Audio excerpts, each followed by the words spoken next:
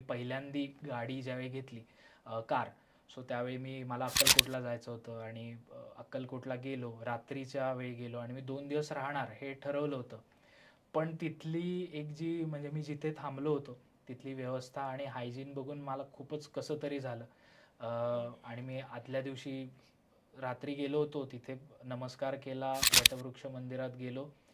So मी स्वामींना म्हणलं की तुमच्यासाठी म्हणून मी इथे आलो होतो गाडी दाखवायला आणि मला इथे थांबायचं होतं, पण तुम्ही इथे थांबू नाही दिलत मला. मला नाही, मी इथे शक्य होते थांबणं, मी जातो असं म्हणून मी दुसऱ्या दिवशी पहाटे निघून आलो परत पुण्याला.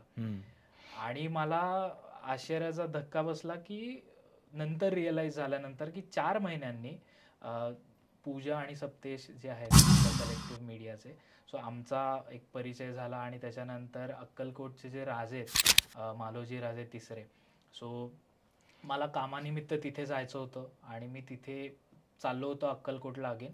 आणि माझं काही ठरलं नव्हतं की कुठे थांबायचं आहे, काय करायचं आहे.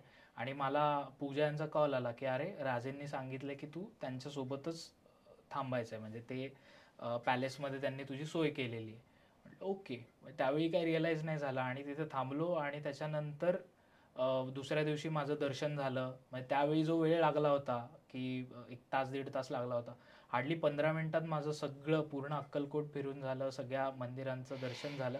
आणि मग असं झालं की एक थॉट आला की अरे आपण 4 महिने आधी असं बोललो होतो स्वामींना आणि स्वामींनी त्यावेळी अशी हायजीन आणि ह्याच्यात आपण राहिलो होतो अनहायजेनिक ठिकाणी आणि डिरेक्टली स्वामींनी आपली सोय राजेंच्या पॅलेसमध्ये केली.